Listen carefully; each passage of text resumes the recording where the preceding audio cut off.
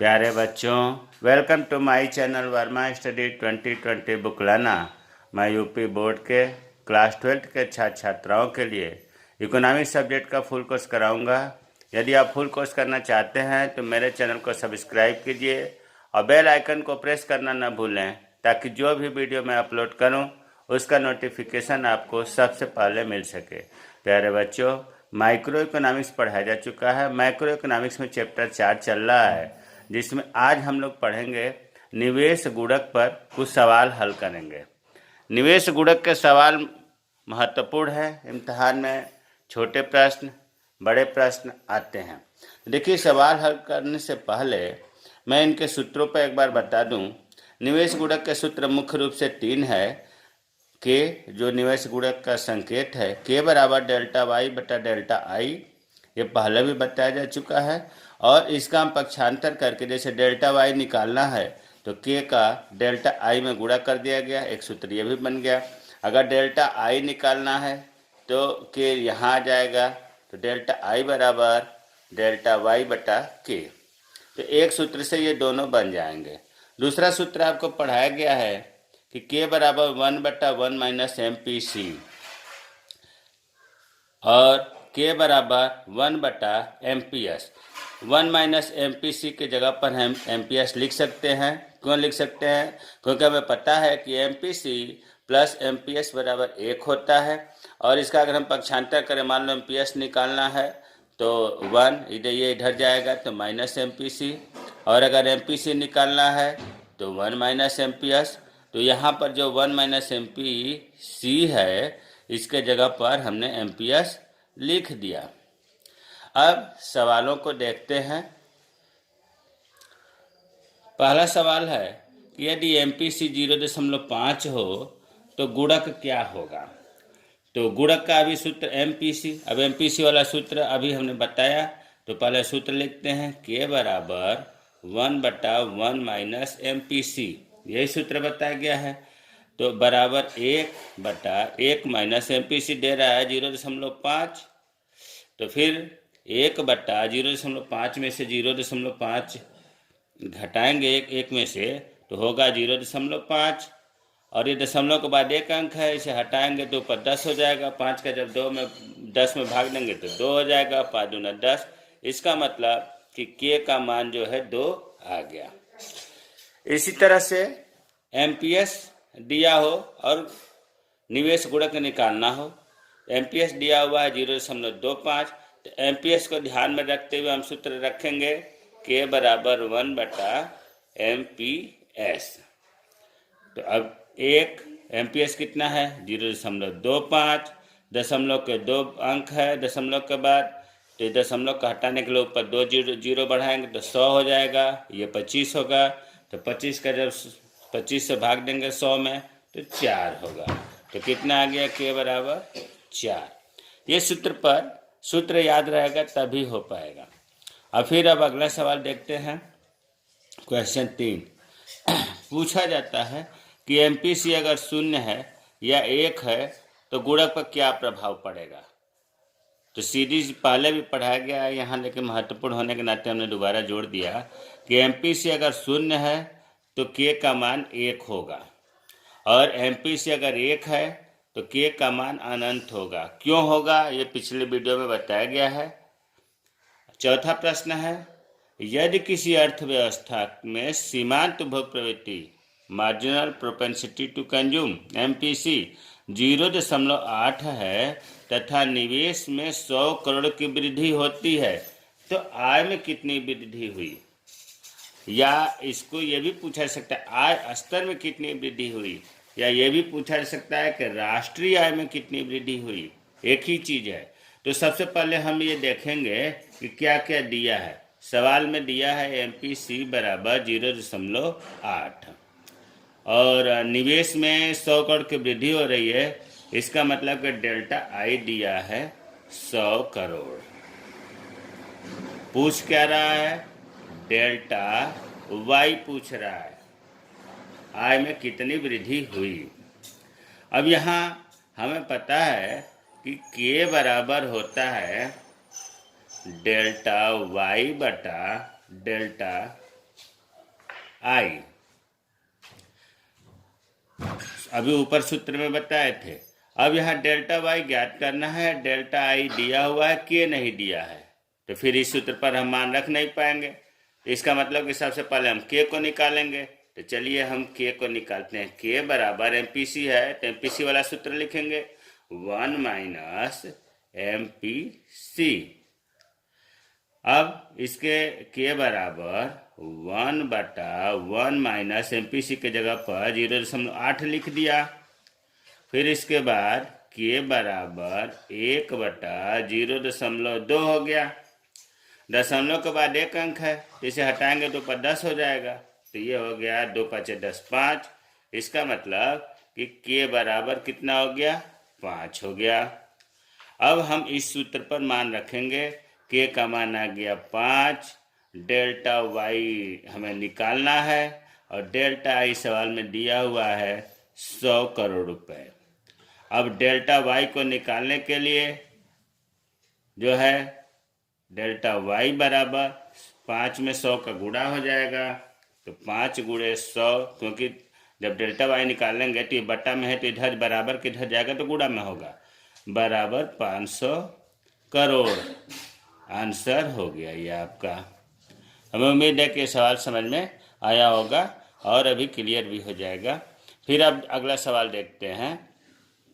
एक अर्थव्यवस्था में 120 करोड़ का निवेश बढ़ता है, निवेश गुणक 4 है, तो सीमांत उपभोग प्रवृत्ति मतलब एमपीसी की गणना कीजिए। क्या क्या दिया है सवाल में? सवाल में दिया है डेल्टा निवेश, डेल्टा आई बराबर 120 करोड़ दिया हुआ है सवाल में। डेल्टा आई बराबर 120 करोड़।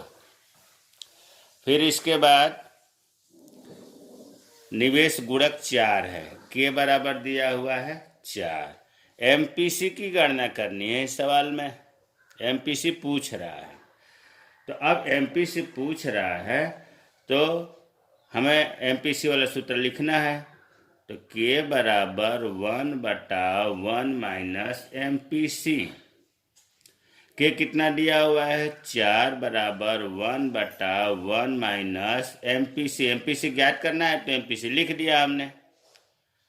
अब हमें पता है कि जब इसको बराबर के इधर ले जाएंगे तो गुणा होगा, तो कैसे हो जाएगा, 4 गुणा, अब ये पूरे में 4 का गुणा होगा, तो इसे हम ब्रैकेट में कर देना है 1 माइनस एमपीसी बराबर 1।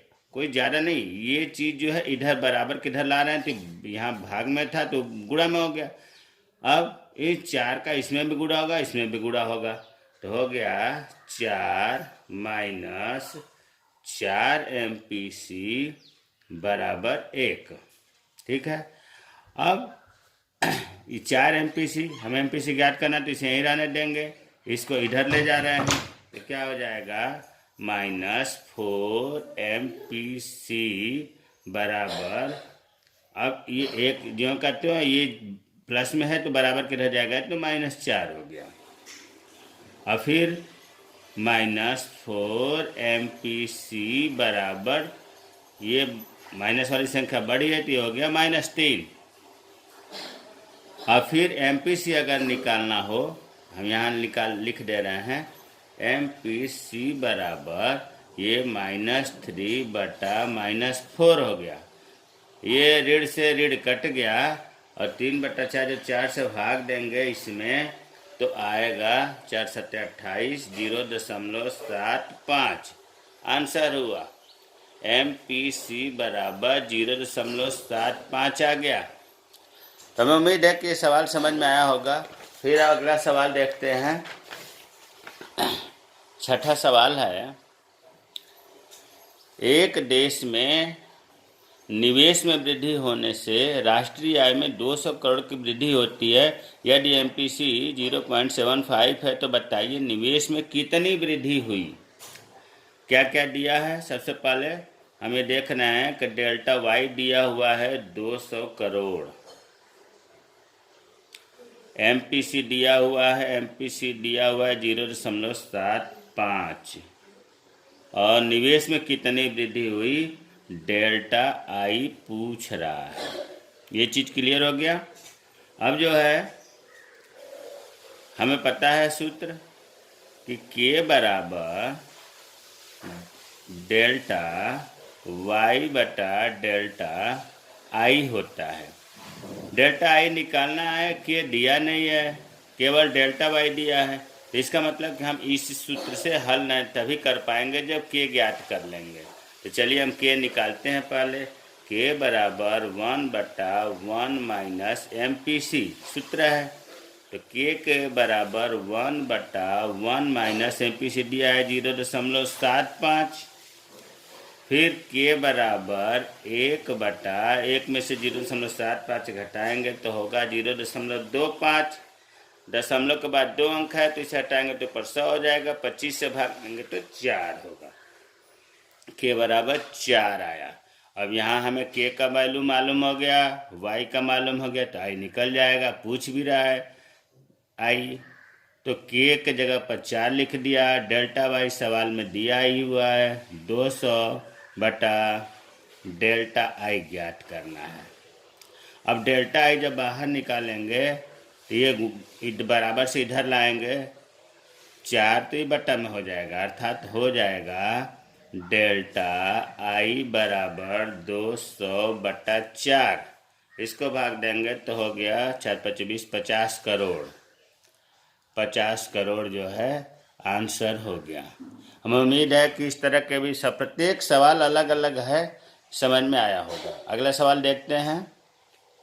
एक अर्थव्यवस्था में सीमांत उपभोग प्रति MPC 0.8 है। निवेश में 500 करोड़ की वृद्धि की जाती है। आय और उपभोग व्यय में होने वाली कुल वृद्धियाँ कीजिए। इसमें 2 चीज़ पूछा है, आय में वृद्धि पूछ रहा है और भोग व्यय में वृद्धि पूछ रहा है, कंजप्शन की वृद्धि पूछ रहा है। तो सबसे पहले हम ये देखने दिया क्या है, MPC दिया है 0.8 और इसके निवेश में डेल्टा आई बराबर दिया है 500 करोड़।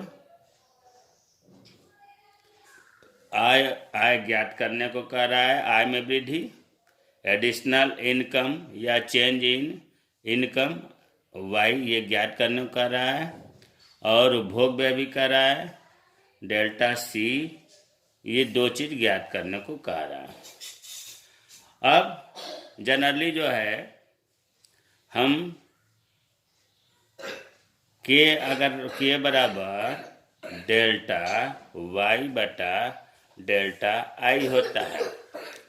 अब इसमें डेल्टा y दिया नहीं है, डेल्टा i दिया है, k नहीं दिया है। तो इसका मतलब कि हम सबसे पहले k का मान निकालेंगे। तो k का सूत्र हमें पता है, k बराबर 1/1 माइनस MPC होता है। तो k बराबर 1/1 में MPC कितना है 0.8। तो k बराबर हो गया 1 में से 0.8 घटाएंगे तो हो गया 0.2। 0.2 एक अंक है दशमलव के बाद, इसे हटाएंगे तो ऊपर 10 हो जाएगा। 2 से भाग देंगे तो 5 हो जाएगा। k बराबर 5 हो गया। अब इस सूत्र पर हम रखेंगे तो ये हो गया आपका k की जगह पर हमने 5 रख दिया। डेल्टा y निकालना ही है, डेल्टा i दिया है 500 करोड़ रुपए। अब हमें डेल्टा y निकालना है तो 5 से इधर ले जाएंगे तो गुड़ बाटा में है तो गुड़ा में हो जाएगा। तो 5 गुणे 500 बराबर 2500 करोड़ रुपए। ये आपका क्या हो गया, आय में वृद्धि या आय में कुल वृद्धि जिसको डेल्टा y कहते हैं, ये हो गया 2500 करोड़ रुपए। एक आंसर आ गया, हमें डेल्टा i पता चल गया। अब डेल्टा c निकालना है तो डेल्टा c के लिए हम MPC का सूत्र प्रयोग करेंगे। क्यों करेंगे, क्योंकि इसमें डेल्टा c बटा डेल्टा y होता है। MPC बराबर डेल्टा c बटा डेल्टा y होता है। अब MPC कितना दिया है सवाल में 0.8। डेल्टा c हमें निकालना है तो मान रख देंगे डेल्टा वाई दिया है सवाल में, दिया क्या है, आया है 2500 करोड़ रुपए। जो आया डेल्टा वाई तो निकाले, 2500 हो गया। अब जो है डेल्टा सी निकालना है। डेल्टा सी बराबर, अब ये इधर जाएगा तो गुणा हो जाएगा, 0.8 गुणे 2500, तो बराबर डेल्टा सी बराबर 80 80 8 के 0.4 904 20, एक अंक पर दशमलव लगेगा। इसका मतलब कि 2000 हुआ। गुणा करेंगे 0.8 का 2500 में तो 2000 आ गया। इसका मतलब कि उपभोग व्यय में वृद्धि, उपभोग व्यय में वृद्धि कितना आ गया, 2000 करोड़ रुपए, करोड़ रुपए। तो ये सवाल आपको समझ में आ गया होगा। एक सवाल लास्ट देख लेते हैं। एक अर्थव्यवस्था में निवेश व्यय में 400 करोड़ की वृद्धि की जाती है और सीमांत उपभोग प्रवृत्ति 0.8 है। आय और बचत में होने वाली कुल वृद्धियाँ ज्ञात कीजिए। ध्यान दो, इसमें आय में वृद्धि और बचत सेविंग में डेल्टा एस पूछ रहा है। तो दिया क्या क्या है, पहले तो डेल्टा वाई दिया हुआ, आई दिया हुआ है, निवेश में व्यय 400 करोड़ रुपए। इसके बाद एमपीसी दिया हुआ है 0.8, आय डेल्टा वाई ज्ञात करना है और डेल्टा एस ज्ञात करना है। अब हमें ये पता है कि के बराबर डेल्टा वाई बटा डेल्टा आई होता है। आई दिया है, के नहीं दिया है, वाई नहीं दिया है, ये कहाँ निकल पाएगा। इसलिए हम सबसे पहले के का मान निकालेंगे। के बराबर होता है 1/1 माइनस MPC। तो के बराबर 1/1 माइनस MPC दिया है 0.8, तो के बराबर 1/1 में से 0.8 घटाएंगे तो 0.2 हुआ, और 0.2 में 10 एक अंक है दशमलव के बाद, तो ऊपर एक 0 बढ़ा देंगे तो दशमलव हट जाएगा, तो 2 5 10। के बराबर कितना आ गया, 5 आ गया। अब हमें के के जगह पर हम मान रख सकते हैं 5, और डेल्टा वाई नहीं पता तो वाई लिख देंगे। डेल्टा आई दिया हुआ है 400 करोड़ रुपए। अब हम डेल्टा वाई तो आसानी से निकाल लेंगे।